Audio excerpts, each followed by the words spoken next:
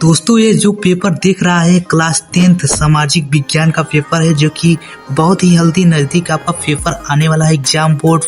तो बिना वीडियो को स्किप किए ये फुल वॉच करना, क्योंकि वर्णात्मक प्रश्न हम पूरा बताएंगे। तो देख सकते हैं यहाँ खंड व वर्णात्मक प्रश्न आपको दिया गया है, यहाँ निर्देश भी दिया है। निम्नलिखित प्रश्नों के उत्तर प्रत्येक लगभग 80 शब्दों में दीजिए। 80 शब्दों में आपको देना है। पहला प्रश्न हमारा देखिए क्या कह रहा है। प्रथम विश्व युद्ध का भारत का आर्थिक एवं राजनीतिक स्थिति पर क्या प्रभाव पड़ा? किन्हीं दो प्रश्न का उल्लेख कीजिए। इनका उल्लेख करना है। तो आइए इसका पहला प्रश्न का बढ़िया से उल्लेख बढ़िया से करके आपको समझाते हैं। तो दोस्तों देख सकते हैं यहाँ मैंने बढ़िया से उल्लेख कर दिया, यहाँ पर डाल दिया खंड व वर्णात्मक प्रश्न। जो आपको प्रश्न है 21 नंबर, ये लिख लिया मैंने। प्रश्न उत्तर संख्या 21, ये सब आपको लिख लेना होगा। यहाँ पे आपको हेडिंग बढ़िया से डाल देना होगा और यहाँ पे 1 इंच स्पाई खींच देना होगा। आप खींचना जरूरी, एग्जाम में बहुत इंपॉर्टेंट जरूरी होता है।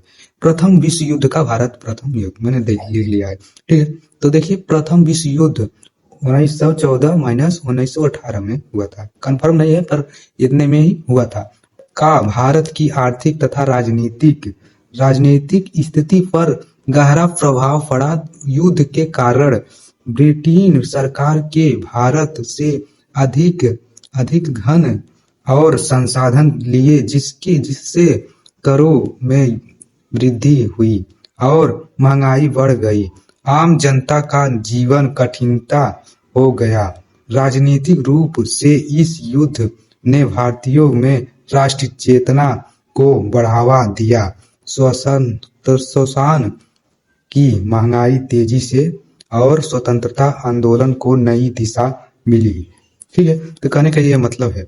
अब आइए नेक्स्ट प्रश्न के ऊपर बढ़ते हैं। तो दोस्तों मैंने 80 शब्द में यानी प्रश्न को उत्तर करवा दिया, जो कि आप स्क्रीनशॉट मार के वो वाला लिख लेना है, ठीक है।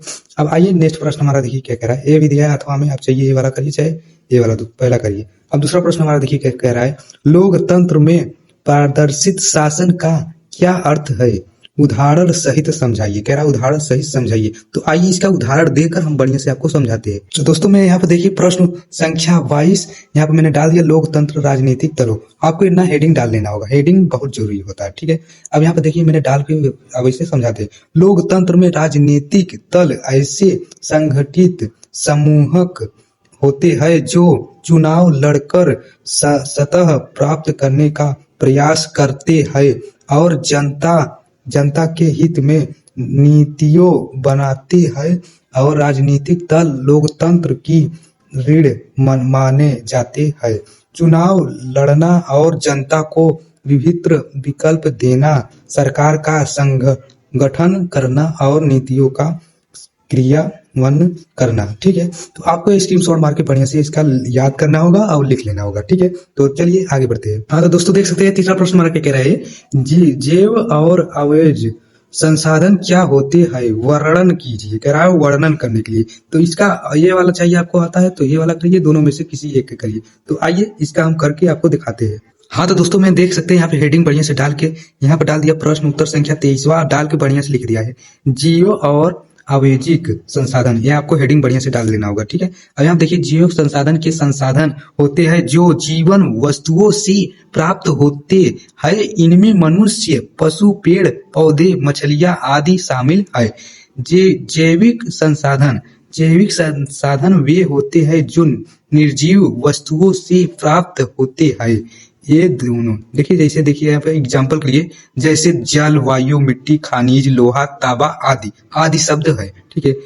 ये दोनों प्रकार के संसाधन मानव जीवन के लिए अत्यंत आवश्यक है, ठीक है। इसका स्क्रीनशॉट मान लीजिए, इसके याद कर लीजिए, तो आपको एग्जाम में 100% मार्क्स मिलेगा। हाँ तो दोस्तों आइए चौथा क्वेश्चन के ऊपर पढ़ते हैं। तो चौथा क्वेश्चन हमारा क्या कह रहा है। राष्ट्रीय ग्रामीण रोजगार गारंटी अधिनियम 2005 क्या है? विवेचना कीजिए। कह रहा है विवेचना करने के लिए। तो आइए ये विवेचना इसका करके दिखाते हैं। हाँ तो दोस्तों देख सकते हैं मैंने हेडिंग बढ़िया से डाल दिया है। प्रश्न उत्तर संख्या 24 आपको डाल लेना होगा हेडिंग बढ़िया से। राष्ट्रीय ग्रामीण रोजगार गारंटी अधिनियम नियम 205, ये आपको हेडिंग बढ़िया से डालकर तभी लिखना होगा, तभी एग्जामिनर को पता चले आपने कौन प्रश्न का हल किया है, ठीक है। तो देखिए मैं आपको यहाँ बता देता हूँ, लिखना होगा आपको राष्ट्रीय ग्रामीण रोजगार। जब ये प्रश्न पूछे था ऐसे कहना, राष्ट्रीय ग्रामीण रोजगार गारंटी अधिनियम नियम आपको ब्रैकेट में लिखना 205 भारत राष्ट्रीय 2005 भारत राष्ट्रीय ग्रामीण रोजगार गारंटी आपको अगर गलती हो जाए एग्जाम में ना तो आपको ऐसे काटना नहीं है बच्चों। सरकार द्वारा लागू किया गया है महत्वपूर्ण कानून है। इसका उद्देश्य ग्रामीण क्षेत्रों में लोगों को रोजगार उपलब्ध कराना है।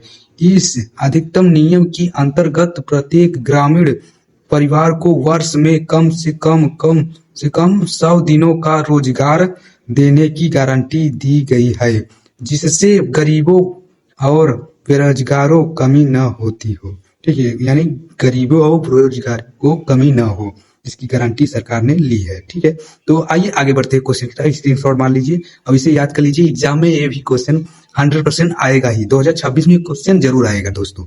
हाँ तो दोस्तों देख सकते हैं यहाँ 5वां क्वेश्चन क्या कह रहा है, नेपोलियन। देखिए नेपोलियन कौन था और आपको उसके सुधार क्या थे, उन सुधारों का क्या प्रभाव पड़ा, आपको बताना है। ठीक है, उन सुधारों का क्या प्रभाव पड़ा।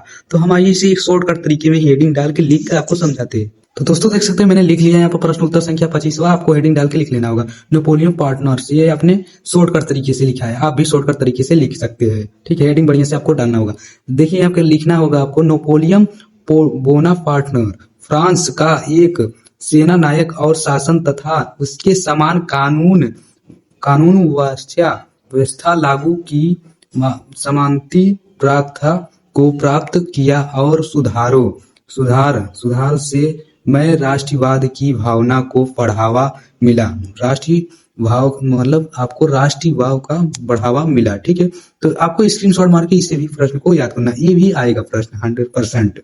तो दोस्तों देख सकते हैं 6वां प्रश्न हमारा क्या कह रहा है, भारत की संघीय वाक्या की 4 विशेषता बताइए। हम इसे उदाहरण देकर समझाते हैं जिससे आपको समझ आ जाए। 2 प्रश्न दिया, आपको जो आता है उसी का करना, एग्जाम में ऐसे पूछा जाता है। ठीक है, तो दोस्तों देख सकते हैं मैंने हेडिंग डाली है प्रश्न उत्तर संख्या 26वां। आपको एक और उदाहरण यहाँ पर ऐसे लिख लेना होगा, हेडिंग डाल के बढ़िया से आपको लिख लेना होगा। ठीक है, यहाँ देखिए लिखा मैंने, संघीय शासन में शक्ति केंद्र और राज्यों के बीच विभाजित होती है। जैसे भारत, एग्जाम्पल है ये भारत। एक मता शासन में सभी शक्तियों केंद्र सरकार के पास होती है, जैसे ब्रिटेन, एग्जाम्पल के लिए आपका।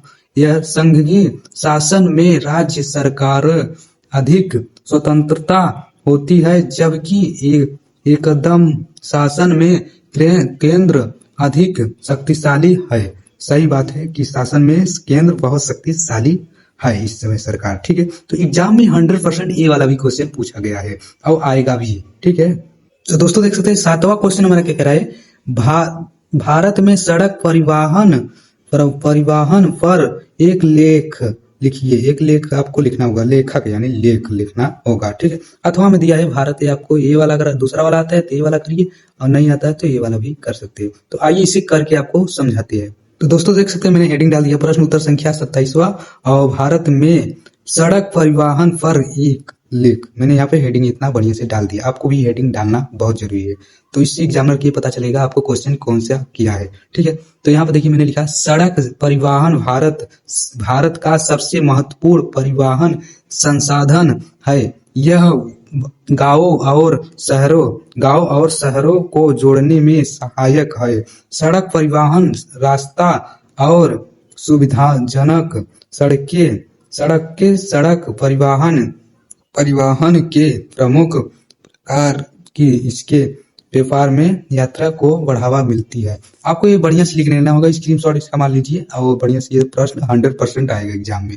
तो दोस्तों 8वां हमारा क्वेश्चन क्या कह रहा है, तृतीयक क्षेत्रक अन्य क्षेत्रकों से कैसे विभिन्न साधारण व्याख्या कीजिए। कह रहा है साधारण व्याख्या करने के लिए। अगर आपको दूसरा क्वेश्चन आता है तो दूसरा करिए, और में दिया भी है, आपको चाहे जो आता है तो वही करिए। तो आइए ये वाला पहला ही क्वेश्चन आपको समझा देते हैं। तो दोस्तों मैं यही क्वेश्चन करवा देता हूँ, दूसरा ही वाला अथवा दिया है, ये वाला सरल है क्योंकि यहाँ पर इतना आपको हेडिंग में डालकर इसे ही समझा देता हूँ। तो देख सकते हैं दोस्तों मैंने यहाँ पे हेडिंग डाल दिया प्रश्न उत्तर संख्या 28वां, वैश्वीकरण भारत पर प्रभाव। यहाँ पे इतना हेडिंग आपको डालना होगा, बहुत आवश्यक है। ठीक है, यहाँ पे लिखा मैंने, वैश्वीकरण का भारत पर महत्वपूर्ण प्रभाव पड़ा है। इसके कारण वैश्वीकरण विदेशी कंपनियां भारत में आई और रोजगार के नए अवसर पैदा हुए।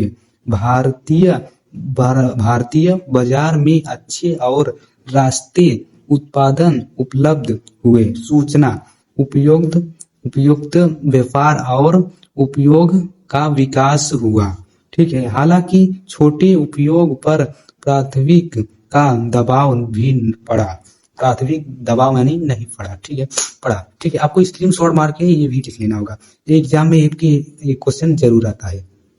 तो दोस्तों देखिए 9वां क्वेश्चन हमारा कह रहा है मानचित्र में दर्शाने के लिए खंड व मानचित्र संबंधित आपको मैप में दर्शाना होगा। एक मैप मिलता है ना, तो उसी में आपको दर्शाना है ये सारे क्वेश्चन। ठीक है, तो यहाँ पर देख सकते हैं कुछ क्वेश्चन दिया गया है जो कि मैप में आपको, यहाँ पे देखिए मैप, यहाँ देखिए आपको लिखा भी है प्रश्न संख्या 9 के मानचित्र कार्य के विकल्प के रूप में आपको मानचित्र में इसे दर्शाना होगा। ठीक है, तो जो प्रश्न मैंने आपको कहा, आपको देखिए मानचित्र का प्रयोग ना कीजिए, ये वाला आपको मानचित्र का प्रयोग नहीं करना है, और बाकी सब आपको मानचित्र में ही दर्शाना है। ठीक है, तो आइए इनका प्रश्न को हम उत्तर देकर आपको समझाते। तो दोस्तों देख लिए मैंने प्रश्न उत्तर संख्या डाल दिया 29 यानी ए वाला कर रहे हैं, तो आपको ये यहाँ पर लिख लेना होगा। ठीक है, यहाँ मैंने पहला लिख दिया अहमदाबाद गुजरात। ठीक है, अहमदाबाद गुजरात। दूसरा मैंने क्या लिखा, अमृतसर पंजाब। और तीसरा मैंने लिखा चंपारण बिहार। और चौथा मैंने लिखा मद्रास चेन्नई। और पांचवा मैंने लिखा सरम से डांडिया यात्रा। और यहाँ मैंने यह सारा प्रश्न आपको लिख लिया है, और आपको स्क्रीनशॉट लेकर इसे बढ़िया से आपको लिख लेना होगा। ठीक है दोस्तों, अगर आपको मानचित्र में अगर मैप में दर्शाना नहीं आता ना, तो उसका भी वीडियो मैं बना दूंगा। अगर आप सभी कमेंट ज्यादा से ज्यादा 1000 2000 3000 कमेंट अगर आ जाता है, तो मैं उसका भी वीडियो बनाकर आपको एकदम बढ़िया से कैसे दर्शाया जाता है, कैसे किया जाता है, ये सारे ट्यूटोरियल यानी मैं आपको समझा दूंगा A to Z। ठीक है, तो बाय बाय। वीडियो को लाइक कीजिए, शेयर कीजिए, दोस्तों के साथ सेंड कीजिए। ओके।